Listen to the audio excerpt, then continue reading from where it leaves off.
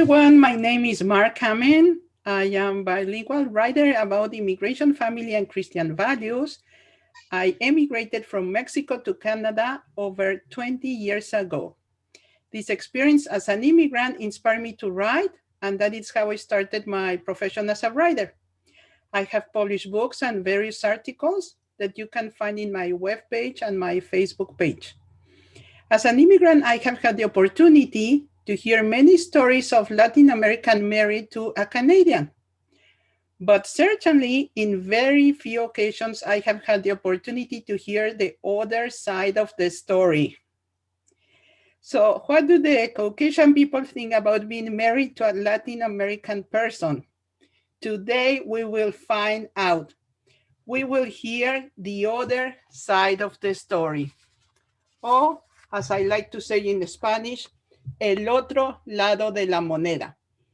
In English, this means the other side of the coin, which, by the way, I know it doesn't make any sense, but it sounds so funny. Well, friends of Mark Kamen, today we have the pleasure to interview Keina from Canada. Hello, Keina. And Keina is married to a Mexican man. Is he handsome? Very handsome. Oh, that's so sweet. And Matt is from the United Kingdom.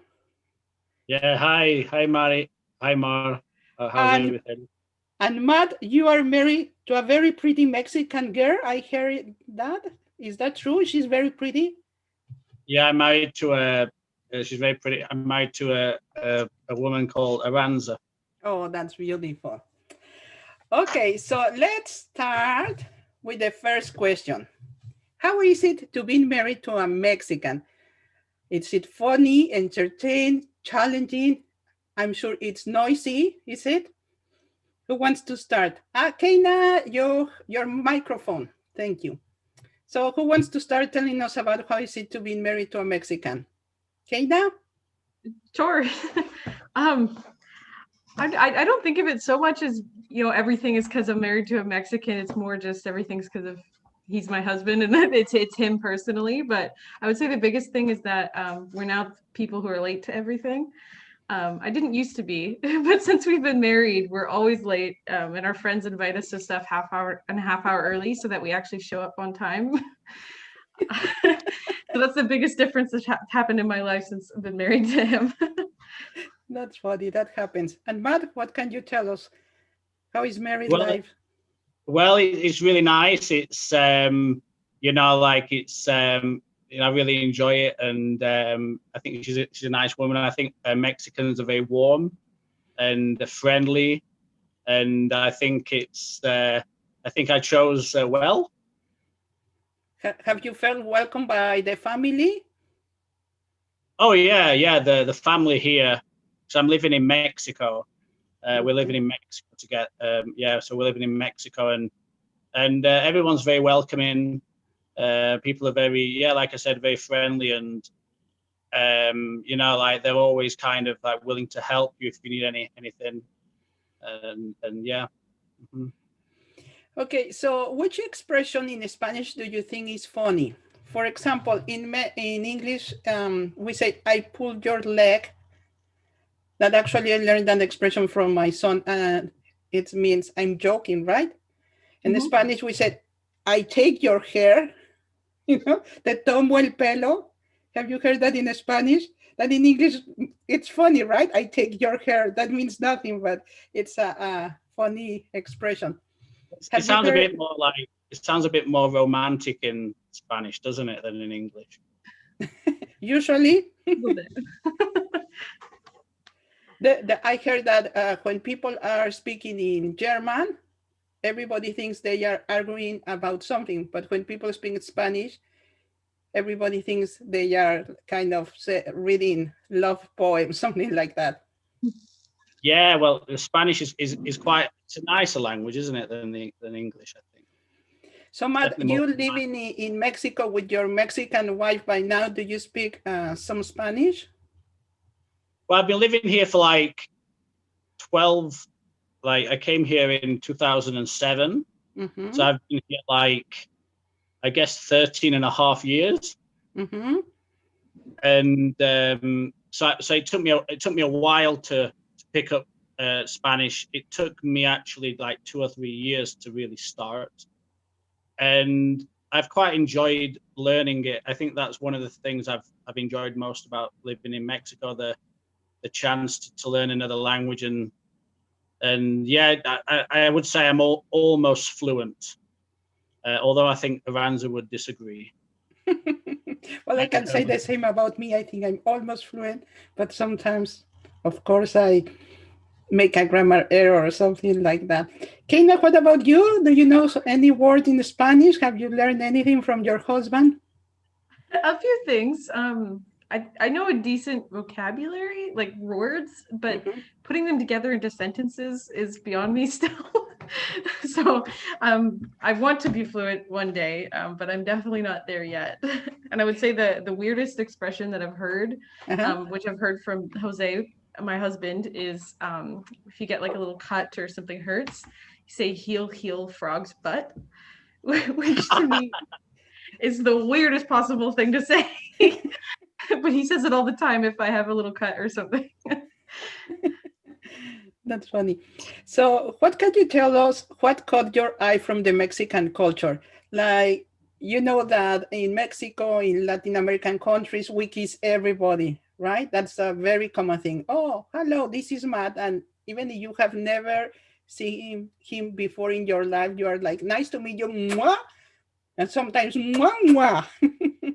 Which that doesn't, we don't do that in Canada, right, Keina?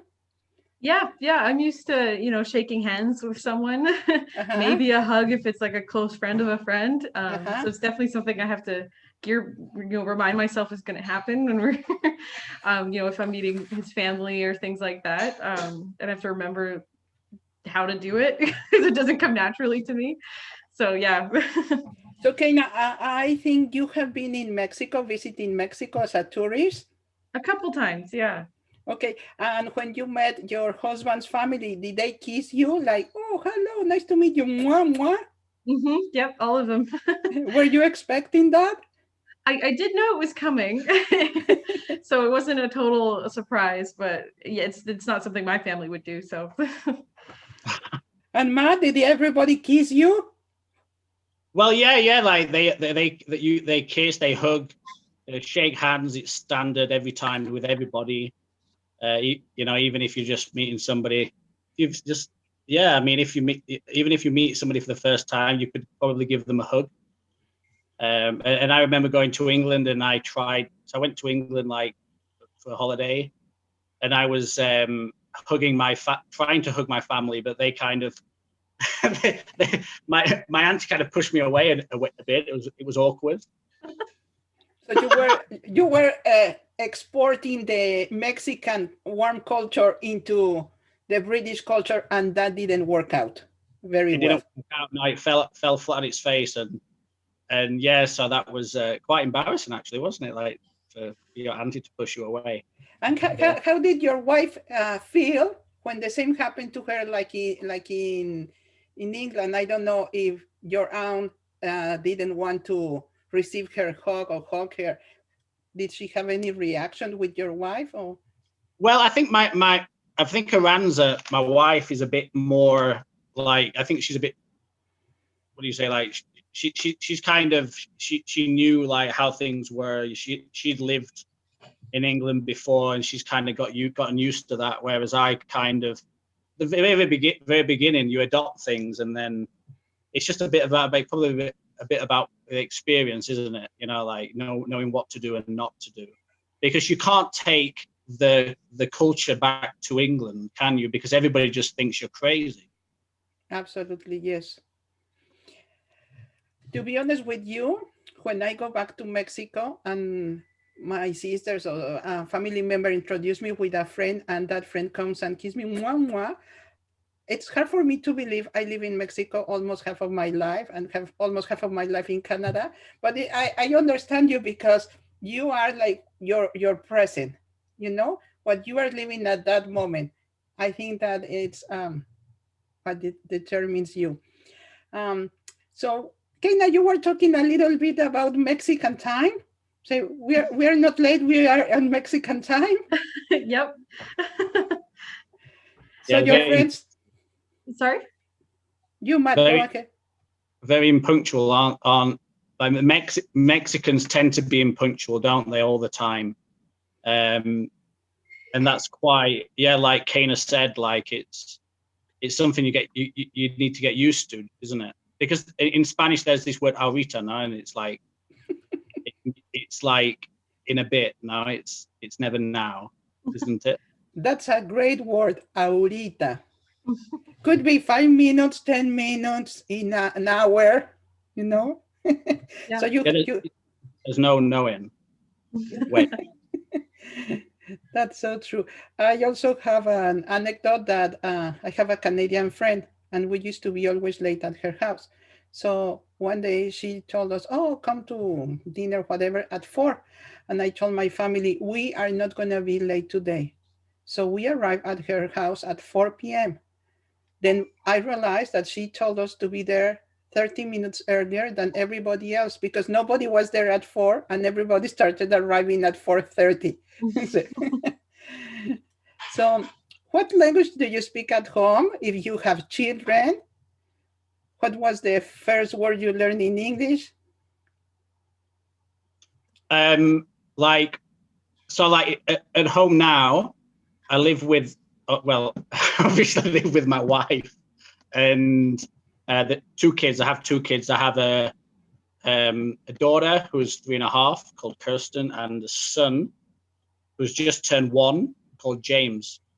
And so I'm trying to speak English all the time with Kirsten to try to help her learn English. But however, she doesn't really speak much in English. I think she knows that I understand in Spanish, so she just tells me in Spanish. But what I'm going to try to do is just speak to her in English all the time and just understand her when she speaks English, to try to force her. Mm-hmm. I think that's a good idea. But yeah, so I talk to English with her. With Aranz, we talk in Spanish because I feel that it's good practice for me. And but now I've kind of reached like a plateau with my Spanish. You know, I'm not that bothered about, you know, really pushing like to learn more Spanish. I think I have enough to get by. Things are a lot less stressful for me now in that respect, that now I know enough Spanish and I can just relax. But obviously with Aranza's family, we speak in Spanish all the time. I work in English, but I also talk in Spanish too, which is quite interesting. But anyway, you said about at home, yes, a mix. Uh-huh. A mix. And what about you, Kana? So we speak pretty much all the time in English because A, I have really bad Spanish, and B, we live in Canada. We're surrounded by English-speaking people. But now that we have a daughter, we have a 1-month-old baby girl named Sophia.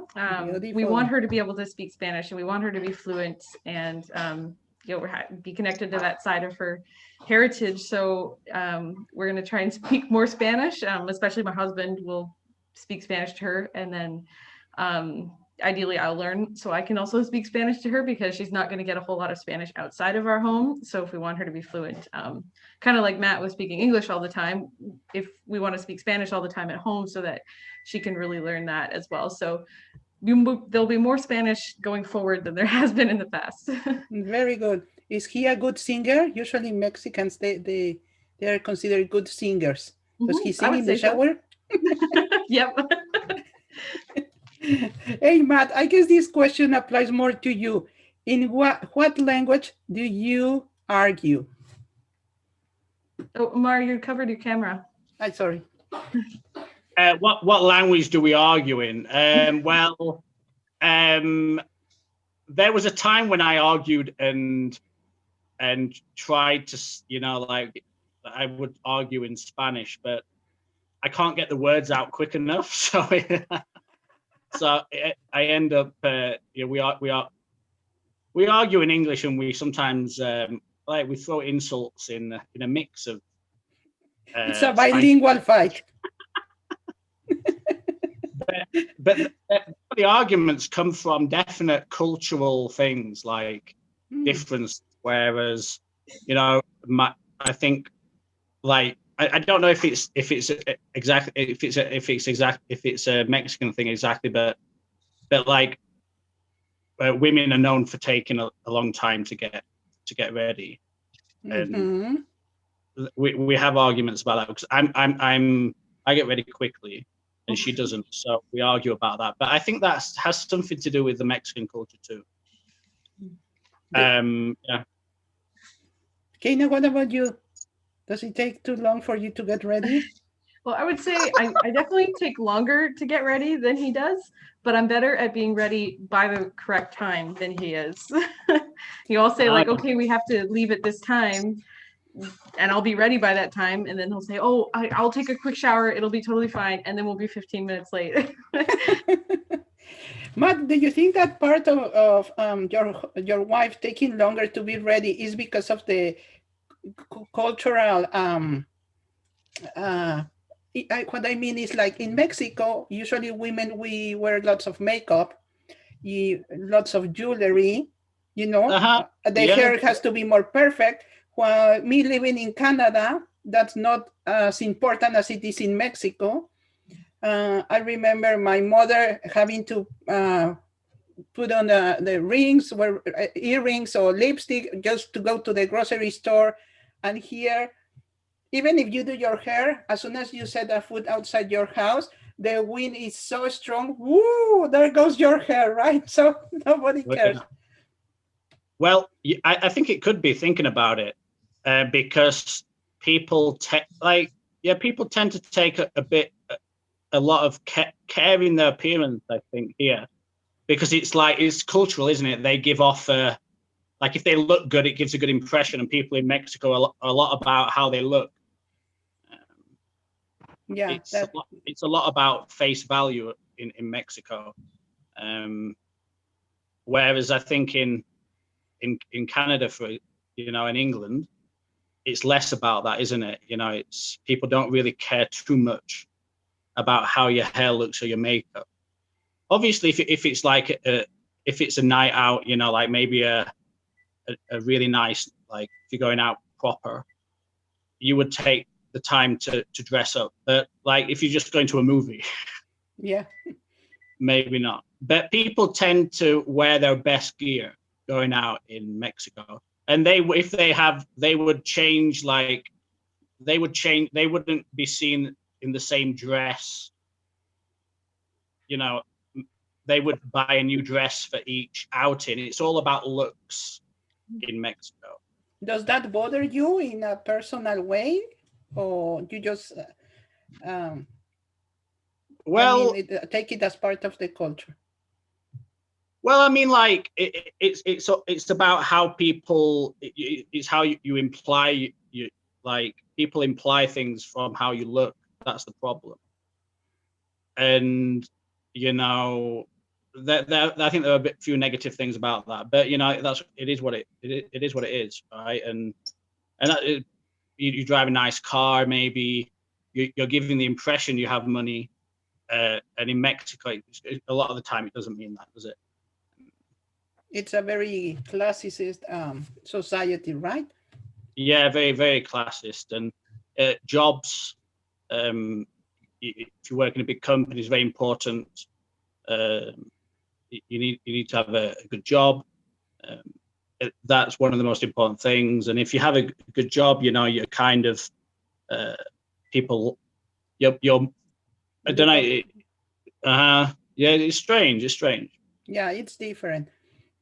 Well, that's one of the things I love living in Canada. I said in one of my videos, I could be sitting on the bench at the park with next to a guy who is the owner of one of the most important banks here in Canada.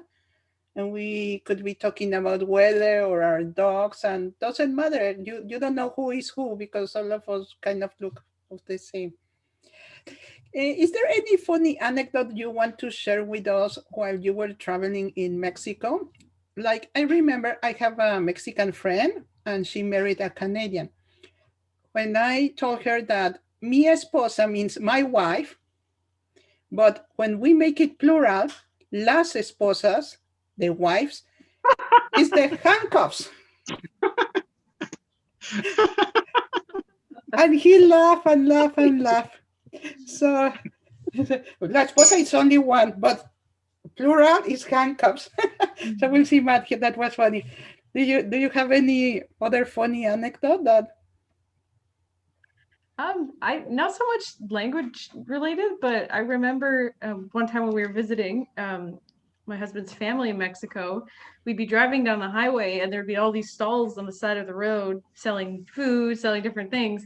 And there's a couple times we actually pulled over and bought some stuff and just sort of called out the window and like they ran up and gave us food. And to me, that was so strange and so out there. Like you would never trust someone selling something on the side of the road in Canada. But to just have people all over the place selling stuff everywhere and to just pull over your car and say, I'll take this and then go on your way was so weird to me. And you didn't get sick? We call it the Moctezuma's revenge. When tourists go to Mexico and get diarrhea. No, I think they were pretty careful about what we did get to make sure that didn't happen. Thankfully, I was all right. And you, Matt, have you ever bought anything like that on the street? Well, I kind of, I kind of know the city quite well. Buying things like when you buy things on the road, they tend to be very low quality, and they break, but they tend to be cheap, but they don't last much time. That's the problem. So you should kind of stay away from buying things on the street and buy things from a shop, and better quality, a bit more expensive, but they last a long time. But buying things on the street, yeah, I mean, like I eat a lot on the street here. Yeah, I buy a lot of food on the street. I try to make sure it's clean. It's a clean place. It looks clean. But then again, it can be quite dangerous because it could be like unhygienic and you could catch something, can't you? But you need to be careful. But that's one of the crazy things, right? Because in England they don't have street stalls either, and the informal economy in Mexico is like it's 50%, like half, isn't it? And it's massive, and people sell loads of things on this. But it's like it's okay, I think. I mean, you can handle it. Yeah, I can handle it. So what's your favorite Mexican food that you have tried that your husband or wife had made, or you have eaten at your family's in-laws? Did you like it, Keina? I like the treats. I have a sweet tooth. So there's one, it's called marzipan. And it's kind of like peanut butter marzipan, and I love it. And when there's a Mexican store near where we live, actually, and every time we go, I get a box of it. Marzipan, very good. Yeah. You, Matt, which one is your favorite? It's tacos, really. Tacos al pastor. Yeah. Those are the best ones. You like tacos al pastor too, Keina? Tacos al pastor. I was going to say the same. Okay. Hands down. Yeah. Those are very good. Okay, I have a few time left because of Zoom, so let's try to do it quickly. Do you want to share anything about your marriage, if it has changed you in some way, how you look at Mexicans, or like you said, oh, I was not used to kiss, but now I am. Do you think you have changed in some way? And if you had, what is that? Okay, so, well, the way I look at Mexico, I didn't know I wouldn't have come here if it wasn't for Aranza. Love. It was love, yeah. I definitely wouldn't have come here. I didn't know anything about, you don't hear anything about Mexico. So I came here, and people are like, when we were in England, like we lived in Bristol for a time, and when a group of guys approached us, we were sat at a bus stop, and they asked where Aranza was from. She said Mexico, and they ran off. So, So I thought she was a narco girl. I think this was a bit before the Narcos, to be fair. It was just when it was getting started, I think. But That's like, kind of scary, funny and scary. yeah, exactly. Well, I didn't get that. I didn't really know anything about Mexico anyway. So, but we came here, and it's just like pleasant surprise, really. I think you just got to be careful who you like hang around with. 99% of people are really nice, decent people. You know, I mean, you're not going to become everybody's friend. It's normal, but they're good people. You know, decent people. The 1%, unfortunately, or less than that, you know, are kind of, making everything a lot more difficult for the rest. And it's a disappointment the government can't do more to kind of, do something about the crime. But you know, you just have to be careful. You'll be safe. A lot of people don't want to live in Mexico City because they think it's really dangerous. But Mexico City, I think, is okay. You need to be careful where you go. But I found everybody kind of really nice, actually. That's very nice. Thank you for saying that as a Mexican. Keina? Yeah, I would say really similar to Matt's experience. I think a lot of people here, not intentionally and not maliciously, but they have kind of a bad impression of what Mexico is like because you just hear the bad things in the news, like cartels and things like that. And so I think all of Mexico is just like that, unless you're at a resort. So when I went to Mexico City, and really pleasantly, surprised, and it was a beautiful city. It is. And I did find I had to be a little more conscious about safety things than I would in Canada. But I mean, if I traveled anywhere, I would be. And it wasn't so much that I would tell people not to go. It was a really nice place, and everyone I met was really nice. And so I think people have a bit of a wrong impression sometimes about what Mexico itself is like. So thank you very much. It's been great to learn different. You are also ambassadors from Mexico, wherever you go. So I want to thank you both for this interview. I just want to ask you if there's any phrase, any thought that you want to share, and you have any in the Spanish or English, if it's okay. Your favorite phrase about family, wives? Mm-hmm. Always look on the bright side of life. Very nice, very nice. I found a phrase from Henry Youngman. It says, "My wife dresses to kill and she cooks the same way." Does that apply to you, Matt? Well, she doesn't. My wife doesn't cook. Oh, there you go. A problem solved. She does sometimes. Keina, do you have any phrase, any words? Yeah, I was asking my husband about what I should say, and this is what he told me I should say. Mm-hmm. El secreto para un matrimonio feliz es todavía un secreto, which is the secret to a happy marriage is a secret. That's great. That's awesome. Well, thank you very much. Certainly, you had been the inspiration for many people who will watch this video. Thank you for the kind words about Mexican and about Mexico. And we wish you the best. And thank you for your friendship, your time. And so, friends of Mark Kamen, this is our video. The other side of the story, el otro lado de la moneda. Thank you very much, guys. See you next time. Bye. Thank you. Bye. See you later. Bye.